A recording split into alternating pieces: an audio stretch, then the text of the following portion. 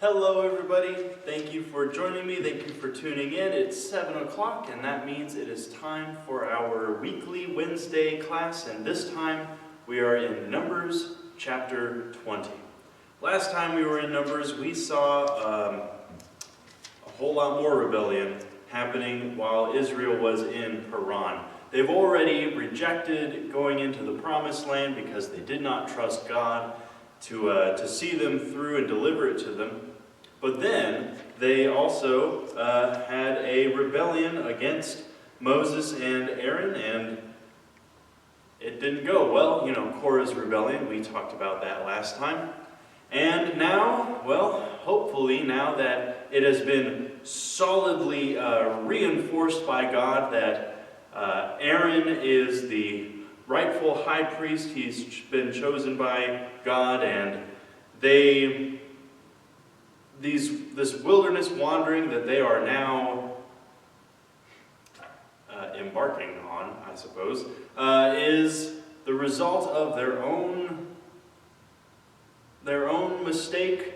Perhaps you would think they would stop the complaining and stop the rebelling and follow God faithfully for the remainder of their years, but you would be wrong. When we get to Numbers chapter 20, first it begins with establishing they are in the wilderness of Zin, and after the first month of traveling in the wilderness of Zin, Miriam, Moses' sister, Moses and Aaron's sister, passes away and she is buried. And almost immediately following that, it seems, we get another rebellion or another complaining on the part of Israel. And there is something about this one that makes it even worse than the other ones.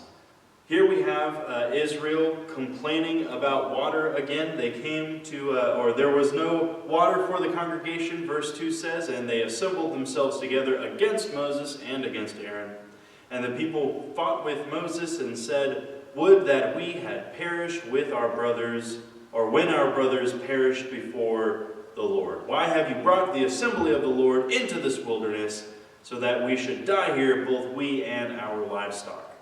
And why have you made us come up out of Egypt, and there is, or to bring us to this evil place? It is no place for grain, or figs, or vines, or pomegranates, and there is no water to drink." So here they are, they're coming up and complaining about water again. You remember when this happened the first time in Exodus chapter 17?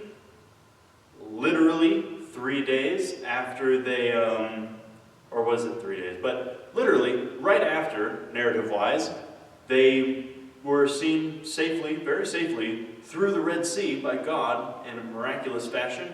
And then they saw God destroy the army of the Egyptians. Right after that, they were complaining about water, and God tells Moses, "Take your staff and strike the rock and have it bring forth water for the people," and he does it, and they celebrate. Everything is good. Here, well, it's not everything's good. God hates that they were complaining about it and not trusting Him. But here, we get something a little different. But first, look at what they say. They said, "Would that we had perished with our brothers before the Lord." What are they talking about there? They are talking about back in chapter 16, when some of their brothers, that is Korah and the company that he led against Moses and Aaron, died before the Lord. They are saying, "Oh, it would have been better for us to have just died along with Korah." Can you believe that they are saying that? It would have been better for us to die back then in standing in rebellion against God than for us to perish now. It would have been just as well. That's outrageous. That's outrageous. And they also mention again how they would love to be back in Egypt. They said, "Why did we follow you out here? Now we're just going to die out here and all of our livestock are going to die with us." And here is another interesting thing that they mention. They mention how this wilderness, which, by the way, the word wilderness in the Bible is also the word that means desert.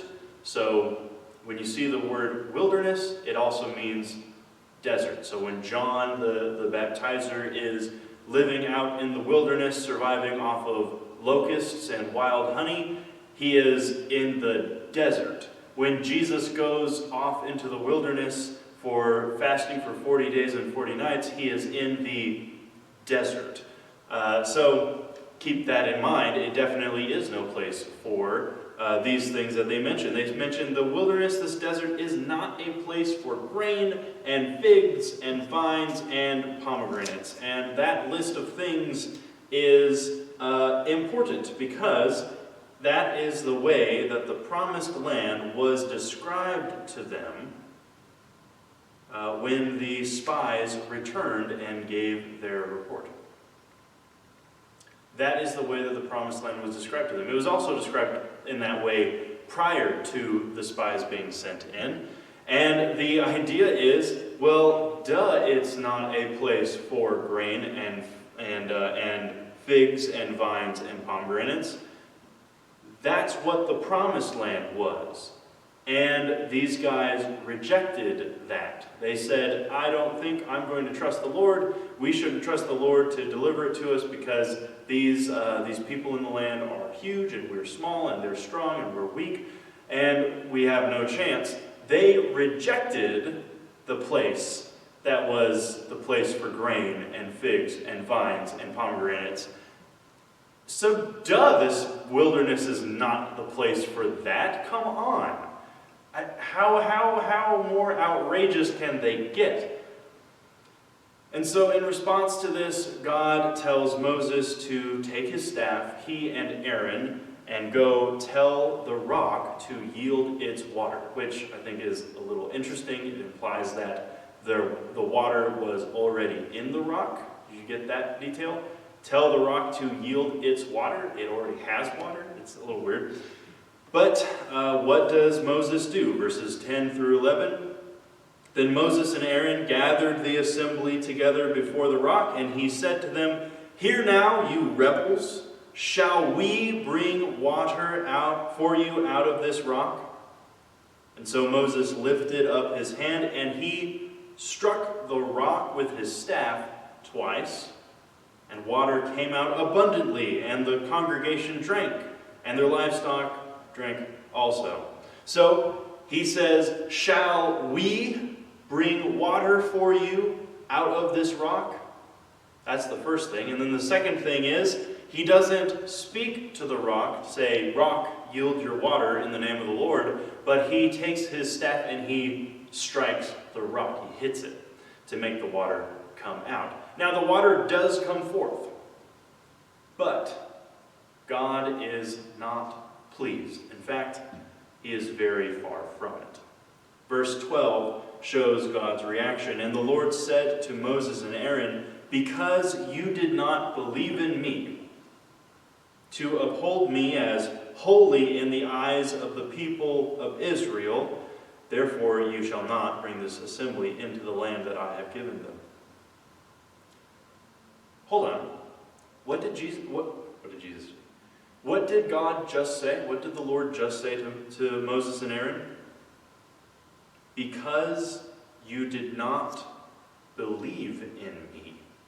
This is another interesting use of the word for faith in the Bible. It's probably a missed opportunity to translate it as believe in this verse.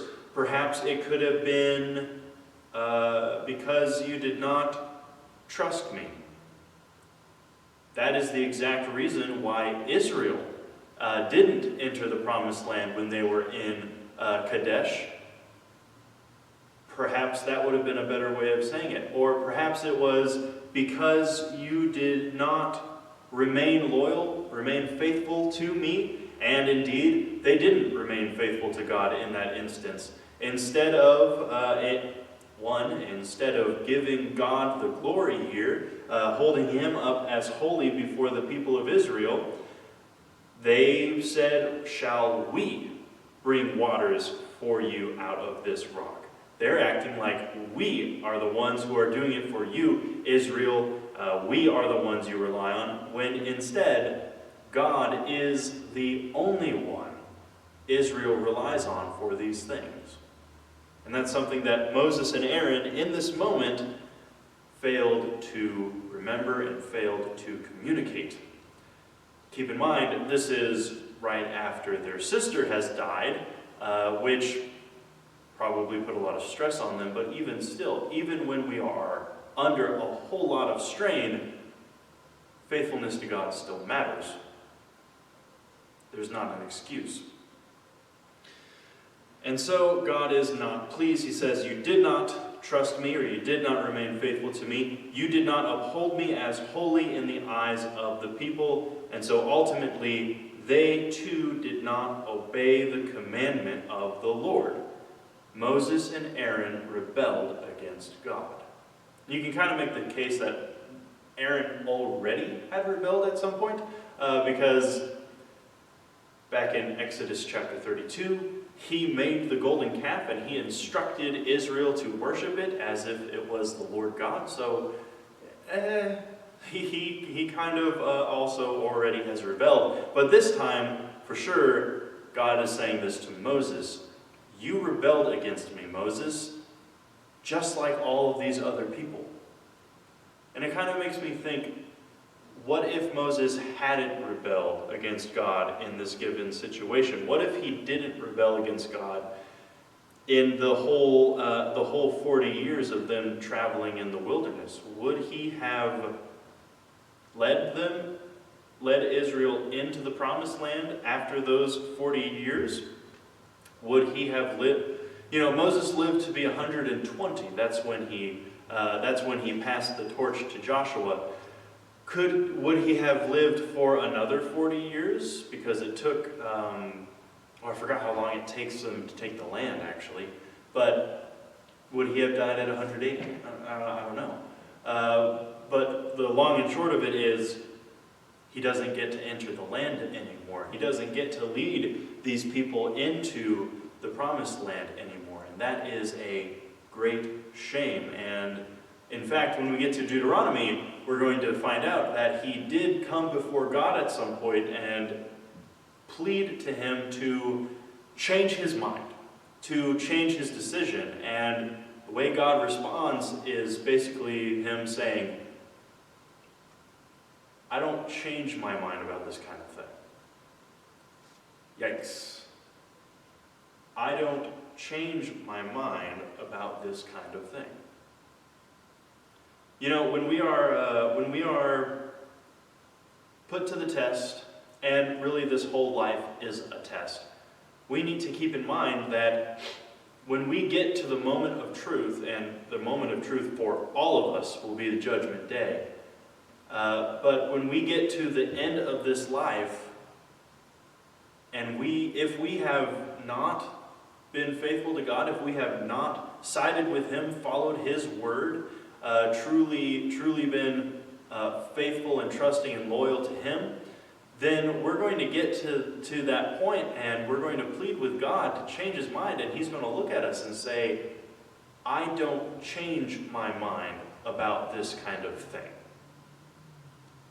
The time for us to be faithful to God is now. The time for Moses to have been faithful to God was in that moment, in this time of his patience being tested all these times. That's when Moses' time to be faithful was. Our time to be faithful is in this life. We don't get chances afterwards. Something for us to keep in mind, something for us to think about all the days of our lives, because God doesn't change his mind about things like that. So after this, Israel goes on and they reach the land of Edom. Now, Edom and the Edomites are the descendants of Esau. You remember him from the book of Genesis. He is Jacob's twin brother, And so the Edomites are essentially really distant cousins of the Israelites. That's a good way of thinking about it. And this part of the Bible, this is Numbers 20, verses 14 through 21. This part of the Bible isn't exactly a major part of the narrative, but it does get brought back up in the prophets as one of the reasons why the nation of Edom gets destroyed. And it's also supposed to bring Jacob and Esau's prophetic prophecies. That's redundant. It's supposed to also bring Jacob and Esau's prophecy that was made before their birth to mind. And that is in Genesis chapter 25.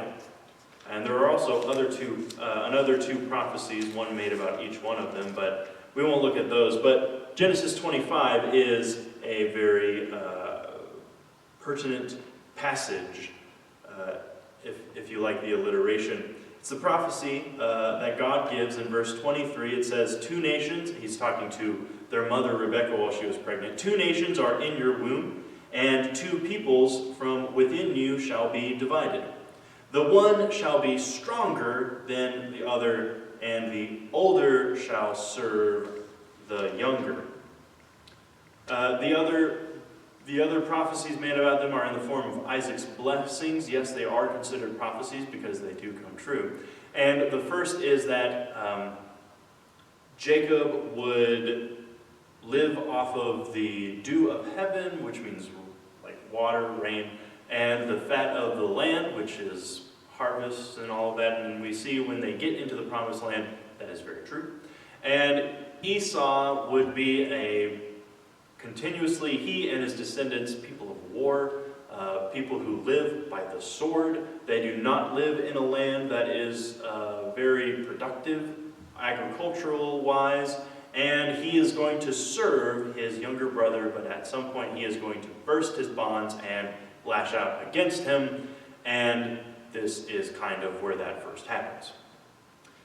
Thus, the prophecies are brought to mind. The idea is that instead of submitting to serve God, or to serve Jacob, Israel, as God had said he should, Edom chooses to threaten Israel, and they are condemned because of it. So as the procession reaches Edom, Israel says, "Let us pass. We will deal very kindly with you. We won't trample your crops. Anything that we need to have, we'll buy it from you. Everything will be square. We'll travel by the highways. We won't go in through anybody's field. If we drink water, we'll pay for it." Edom says, "No way. Get out of here." And they even bring their fighting men out and threaten Israel, and so Israel leaves. And as the procession arrives at Mount Hor, which is today called Mount Harun, which means the mountain of Aaron in Arabic, Aaron dies. Thus why it is named the mountain of Aaron. Aaron dies there. But before he does, the Lord has Moses, Aaron, and Eleazar, that is Aaron's oldest surviving son, which is not exactly saying much because he only has 2 sons now, because Nadab and Abihu died in Leviticus chapter 10. So Eleazar goes with them, and he has Moses transfer the high priesthood to Eleazar. And the way they do that is by transferring Aaron's priestly garments onto Eleazar, and then Aaron passes away. And Moses and Eleazar come down, and the people never see Aaron again. And that's kind of heavy, right? And while Moses survives all the way to the end of Deuteronomy, it seems that Aaron's time came a lot sooner.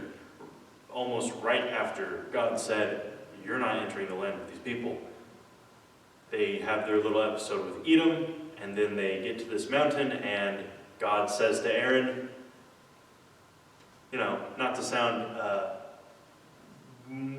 not to input morbid comedy into it, but it's time to die. it's time for you to pass on and go to your fathers in death. So Aaron passes away. Now, a bit right after this, they mourn Aaron for 30 days, a month, right?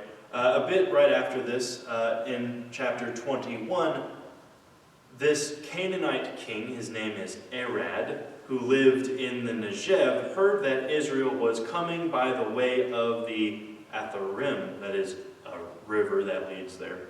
And so Arad feels threatened. And so he musters his fighting men and he attacks Israel and he takes some captives. So Israel strikes a deal with God.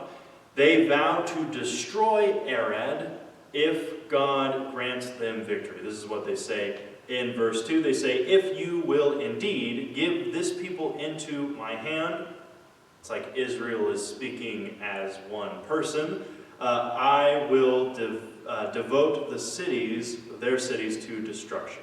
And so the Lord heeded the voice of Israel, and he gave the Canaanites over to them, and they devoted them and their cities to destruction.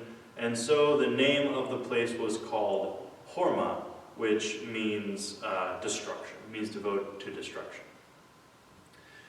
Now, he meets their request, their deal, and it is as if he is saying to this generation, do you see how easy it would have been? This is the same generation that looked at the descendants of Anak who were in the land. You remember those, the giants. And they said, there's no way we can beat them. And now they are fighting against a Canaanite nation that was from the land. They were in the Negev, and they crossed over to fight Israel on the other side of the Jordan. And God just hands them over to them. He says, do you see how easy it would have been, Israel? And this is also brought up in Deuteronomy when Moses is talking to the next generation, and it is essentially him, or God, through him, saying, remember this, it's going to be that easy. If you remain faithful to God, of course, it's going to be like that. This is not going to be a struggle. God is going to hand them over to you. So God is saying to this generation, do you see how easy it would have been if you would have just trusted me in Paran? And then he says to the next generation, do you see how easy it was at this moment? That's how easy it's going to be for you if you just trust me when you go into the land. That's a pretty important message. To understand that if we trust in the Lord, his blessings and his deliverance will be given to us. We won't have to struggle for them. They'll be given to us. Of course, we are not physically conquering a nation, and so the ways that he is delivering us are different, but the principle remains the same. And that's a lesson that we need to learn. Then we get to verse 4. From Mount Hor they set out by the way of the Red Sea to go around the land of Edom, and the people became impatient along the way. The people spoke out against God and against Abraham, and they start talking about how there's no food, there's no water, all they have is this manna. We've heard this song before, and this is actually the last time they complain like this. Probably because of how heated God responds to it. Pun intended. Here's why. The Lord sends fiery serpents to go and bite and kill people. So there is this terrible snake attack. Now, when I was a child and I heard the words fiery serpents, you can imagine what I said, or what I thought, right? I thought these were snakes that were on fire, or made of fire. I don't know how a snake attack with snakes that were just on fire would have gone. You would think they would just die. So maybe they were made of fire, is what I thought. Now, the phrase fiery serpents is the phrase Nachashim Seraphim, which means burning snakes. Kind of doesn't, just the etymology doesn't help us, but this is actually just the Hebrew way of saying venomous snakes. Because if it bites you, what does it feel like? What does it feel like when something venomous gets its fangs into you? It feels like fire inside you. It feels like burning. So they call them Nachashim Seraphim, burning snakes. So they're not actually on fire. I know that some people, even now, think that that's what the Bible is talking about because that's the words used in the English, but it is venomous snakes.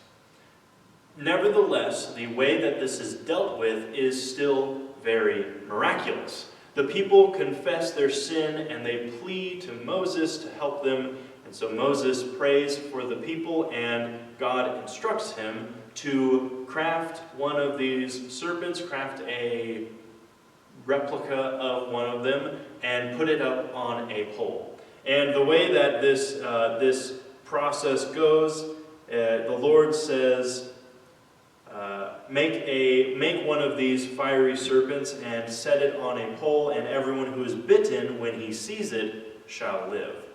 And so Moses, verse 9, made a bronze serpent and set it on the pole. And if a serpent bit anyone, he would look at the bronze serpent and he would live. So it sounds like it just so happens that he made it out of bronze. That's a neat detail that, maybe not super neat, but it's just a little detail that I noticed while I was writing this down. He just so happens to make it out of bronze, and now we have the very recognizable reference that we can make to the bronze serpent. Jesus makes that reference in John chapter 3 when talking to Nicodemus, when he says, just as the serpent in the wilderness had to be lifted up to save people, the Son of Man must be lifted up as well, talking about his crucifixion that would have to happen so that people can have salvation from their sins. Neat. And so if anyone was bitten, they could look at this bronze serpent and they would live. Another fun fact about the bronze serpent, if you read in the book of, I'm going to have to say 2 Kings, and you get to where it mentions King Josiah, the king that became king at, what was it, 8 years old? Was that Josiah? May have been 18. Regardless, Josiah went on a sort of crusade against idolatry in Israel, and it mentions that he broke down, I forgot the actual word for it. He broke down and broke into pieces, and it mentions this really almost obscure sounding object. Let me see if I can find it. Josiah's reforms. This is in 2 Kings 23. He broke... Well, I'm just going to keep talking until I find it, right? He breaks this object. Oh, Topheth, maybe. Is that? No, that's a town. I should have looked this up, but I just thought of it. It just came into my mind, so I didn't look it up. Maybe I'll find it later. But this word that is used in the Bible for this object that Josiah takes down and breaks into pieces, destroying it once and for all, it was an object of idolatry, worshiping other gods, using it. And the word that is used means small bronze thing. And the use of the word small or little bronze thing is to sort of give a little insult to injury about what it was being used for. And it is the bronze serpent. The bronze serpent gets made in this instance to save people's lives when they were rebelling against God and the serpents bite them and they have to look to it to live. And by the end, it was used as a way of worshiping false gods in rebellion against God. And the King Josiah, goes to where it is being used for that purpose and breaks it. He gets rid of it. And this thing that once was commanded by God to be made to save people finally is destroyed after pagan idolatry has defiled it for so long. Most people don't know that about the bronze serpent. It's a very interesting thing that I didn't learn until, had a professor at Freed Hartman who let me in on that little secret. We had, Catherine and I had a class together with him and he told us about it. It was very interesting. Thought I would bring it up. Okay, so after this, we have in the end of chapter 21 a neat section. Yet again, we see how God provides for Israel every step of the way. Even when Israel is rebelling against him, he is still providing for them. He's been providing food in the form of the manna all this entire time. Don't mistakenly believe that he also was providing quail the whole time. That was a one-time thing, and he taught Israel that they need to not be complaining about that again. And if the quail caused the plague in which lots of people died in one day, I'm pretty sure you would not be eating the quail anymore. So the manna is what he had been providing them with all this time. He had also been leading them to what they need. He leads them in this passage in verses 16 through 18 to a well that they badly need. Remember, they were complaining about the lack of water. He leads them to this well. From there, they continue to Beer. That is the well of which the Lord said to Moses, "Gather the people together so that I may give them water." Now, they say, "Then Israel sang the song, 'Spring up, O well, sing to it, the well that the princes made, that the nobles of the people dug with the scepter and with the staff.'" Neat little song, like a short song, like a poem that they shout out and celebrate with now that God has led them to this well. Now this place called Beer, or Beer if you want to pronounce it wrong, it means well. And they named it that because there's the well there. You can really tell humans are very creative when naming things. Oh, there's this well here, what are we going to name it? Well. Good name. Just a little bit of humor for you. After this, verses 21 through 30, he grants them victory over more nations and kings along the way. So he's providing victory for them as well. Kind of just retreads the ground that we tread right after they got through the Red Sea in Exodus chapters 16 through 17. And that is that, or was it through 18? And that is, they needed water, he gave them water. They needed food, he gave them food. They needed victory over some nation that was coming up against them, and he gives them that victory. Namely, there are two kings that come up against them. One is Sihon, the king of the Amorites. This is from verses 21 through 30. And Israel gives him the same offer that they made to Edom. They say, "Let us pass through your land. We won't trample on anything. We'll go just by the highways. If we need any food or any water, we will buy it. We will have everything square, and we won't harm any of you." And Sihon goes, "I feel threatened." Okay, so he brings out his fighting force. He mobilizes to fight Israel. And this time, Israel fights him and they win. They didn't fight Edom, kind of because God told them not to. But they fight Sihon, the king of the Amorites, and they win. They win handedly. They take all of Sihon's land, and this land used to, the Bible mentions, belong to Moab, which is one of the reasons that later we're going to see King Balak tries to move against them in the next chapter, in chapter 22.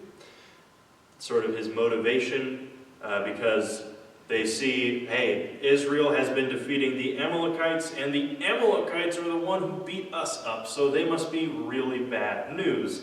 And the second reason is, or that was the land reason, the second reason is they are more powerful than Amalek, and so they are bad news. In fact, when they defeat King Sihon and they take all of his land, the ballad singers, those Israelites who are very good with music, say in verse 27, "Come to Heshbon, let it be built. Let the city of Sion be established." That's Sihon, not Zion.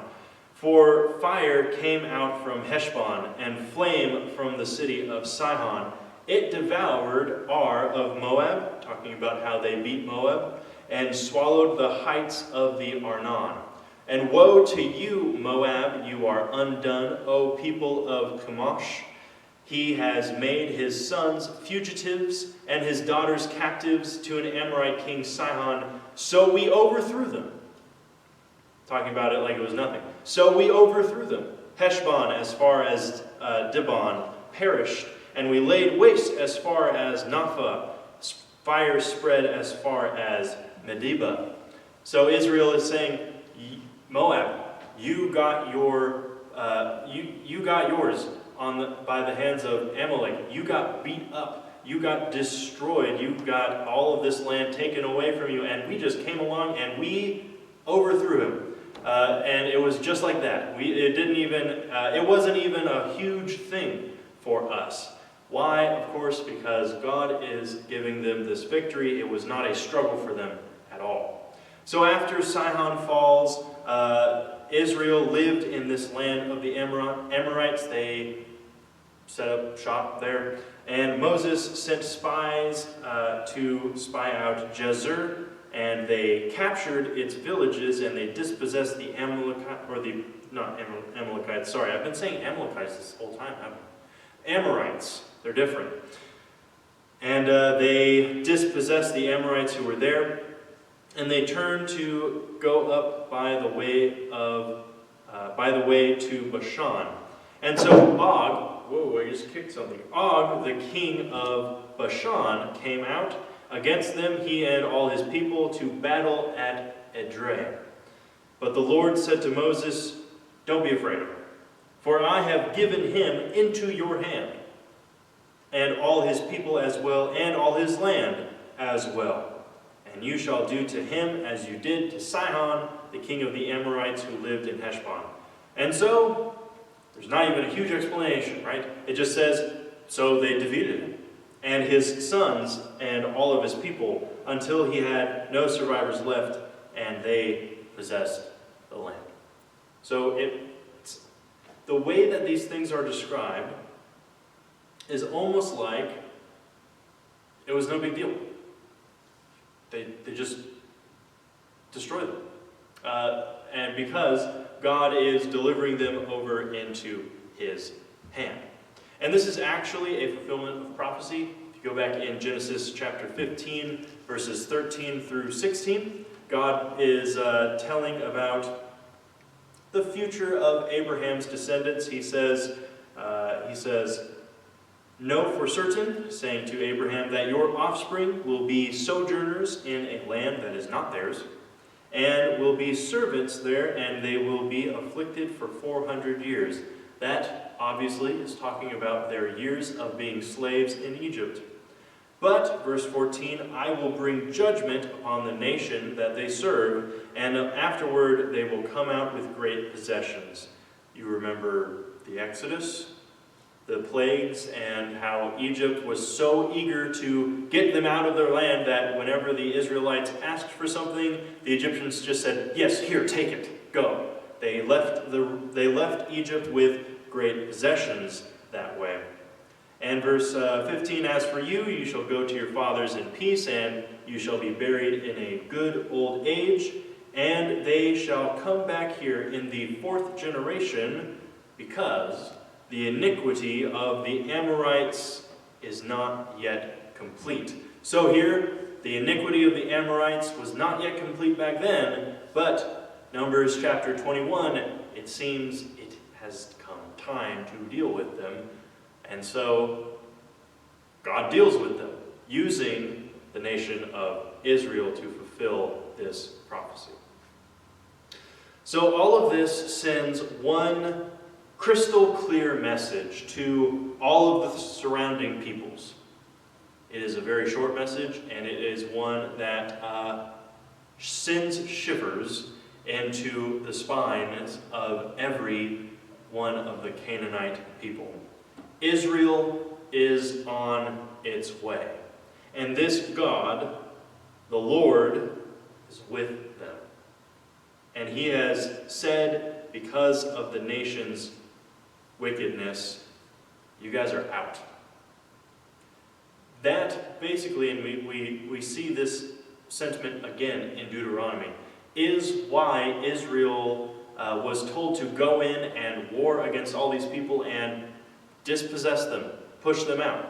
It is not because Israel was very righteous, and it wasn't because Israel was really strong.